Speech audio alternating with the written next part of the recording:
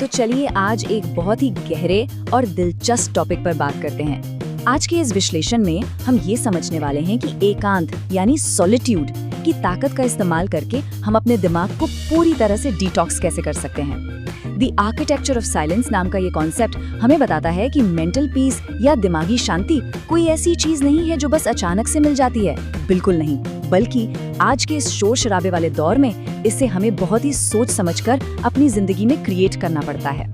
जरा एक पल के लिए रुकिए और सोचिए, क्या हमें याद है कि आखिरी बार हम कब बिना किसी स्क्रीन, बिना किसी म्यूजिक और बिना किसी इंसान से बात किए सिर्फ 10 मिनट के लिए एकदम शांति में बैठे थे? सच तो ये है कि हम में से ज्यादातर लोगों के लिए ये याद कर पाना लिटरली नामुमकिन सा है। आज की दुनिया में 24 घंटे कनेक्टेड रहने के चक्कर में हमारे दिमाग के अंदर एक ऐसा अदृश्य शोर पैदा हो गया है जो धीरे धीरे हमारे फोकस को पूरी तरह से खत्म कर रहा है। और यहीं से हम आज की चर्चा के पहले अहम हिस्से की तरफ बढ़ते हैं, द मॉडर्न मेंटल नॉइस, यानी आधुनिक मानसिक शोर। जरा इस जानी पहचानी सिचुएशन की कल्पना कीजिए। रात के ठीक 2 बज रहे हैं, कमरा बिल्कुल शांत है, बाहर पूरी दुनिया सो रही है, लेकिन हमारा दिमाग वो बुलेट ट्रेन की तरह भाग रहा है। कल क्या होने वाला है, उस इंसान ने उस बात का क्या मतलब निकाला होगा, भविष्य की चिंताएं। बाहर चाहे कितनी भी शांति क्यों ना हो, अंदर का ये शोर इतना तेज होता है कि नींद ही नहीं आती। ये इस बात का सबसे बड़ा सबूत है कि असल शोर बाहर नहीं बल्कि हमारे दिमाग के अंदर चल रहा है। अब यहाँ एक बहुत ही जरूरी तुलना सामने आती है। अक्सर हम फिजिकल थकान और मेंटल थकान को एक ही समझ लेते हैं, लेकिन ऐसा है नहीं। फिजिकल एग्जॉशन में हमारे शरीर को बस नींद या आराम की जरूरत होती है, लेकिन मेंटल एग्जॉशन बिल्कुल अलग चीज है।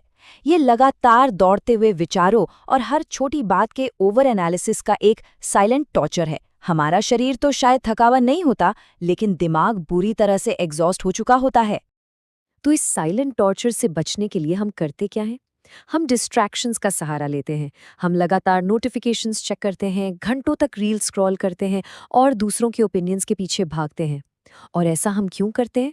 क्योंकि हमें अंदर के असली दर्द, अपने कंफ्यूजन और खुद के सवालों का सामना करने से डर लगता है। सच कहूं तो हमने इन डिस्ट्रैक्शंस को एक ढाल बना लिया है ताकि हम खुद से बच सकें।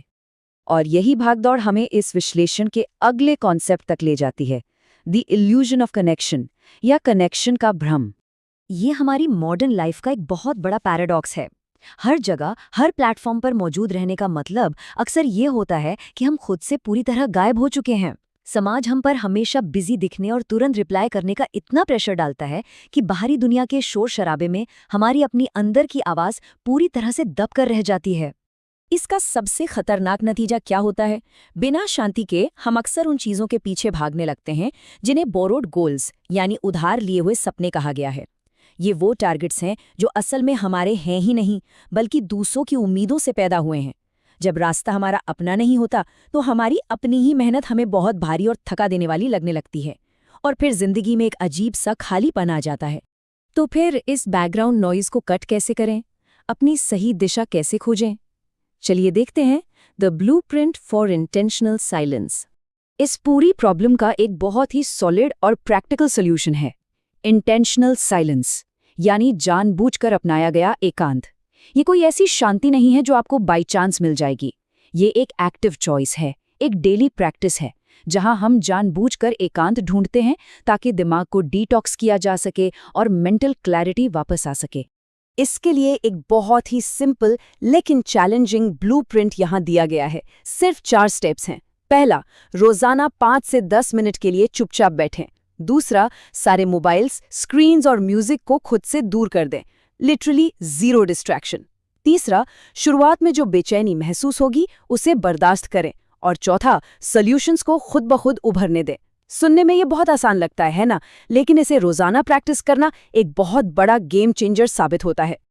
अब सच कहें तो शुरुआत में ये बहुत ज्यादा अनकंफर्टेबल लगेगा। दिमाग शोर मचाएगा, बार बार फोन उठाने का मन करेगा, क्योंकि हमारे ब्रेन को डिस्ट्रैक्शन की आदत पड़ चुकी है।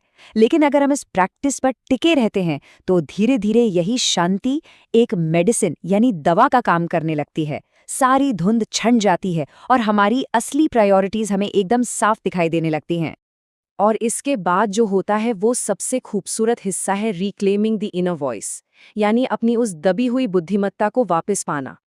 देखिए, अपने विचारों के साथ अकेले बैठने का मतलब दुनिया से कट जाना बिल्कुल नहीं है, बल्कि ये एकांत हमारी सोई हुई ताकतों को जगाता है।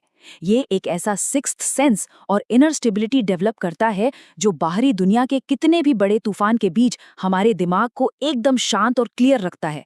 फिर बाहर चाहे कितनी भी डेडलाइंस या प्रेशर क्यों न हो, एक शांत दिमाग वाला इंसान कभी पैनिक नहीं करता। इस पूरे कॉन्सेप्ट को समराइज करते हुए एक बहुत ही पावरफुल बात कही गई है। अनुशासन दर्द देता है, लेकिन अनुशासनहीनता और भी ज्यादा दर्द देती है। एकांत में शांति से बैठना यकीनन एक अनुशासन है, एक डिसिप्लिन है। और हाँ, शुरू में इसमें थोड़ी बेचैनी और दर्द होता है, लेकिन ये दर्द बहुत जरूरी और सिर्फ कुछ पल का है। तो अल्टीमेटली हमारे सामने दो चॉइस हैं। एक तरफ है टेम्पररी डिस्कम्फर्ट, यानी वो 10 मिनट की अस्थायी बेचैनी जो एकांत की शांति में बैठने से होती है, और दूसरी तरफ है लाइफ लॉन्ग रिग्रेट, यानी जिंदगी भर का पछतावा जो बाहरी शोर और दूसरों के उधार लिए हुए सपनों के पीछे भागने से मिलता है। अब हम खुद ही सोचें, जिंदगी भर बिना दिशा के भटकने से तो बेहतर है ना कि हम उस थोड़ी सी बेचैनी को चुन लें। तो इस पूरे विश्लेषण को खत्म करते हुए हमारे सामने बस एक सिंपल सा रेजोल्यूशन बचता है, आई चूज साइलेंस, यानी मैं शांति को चुनता हूँ। अब सवाल ये है कि क्या हम अपनी पूरी जिंदगी यूं ही दूसरों के शोर और बैकग्राउंड नॉइज में बिता देना चाहते हैं, या फिर हम आज अभी उस अस्थायी बेचैनी का सामना करने के लिए तैयार हैं जो हमें उस एकमात्र आवाज तक ले जाएगी जो सच में मायने रखती है, यानी हमारी अपनी आवाज। इस बारे में जरूर सोचेगा।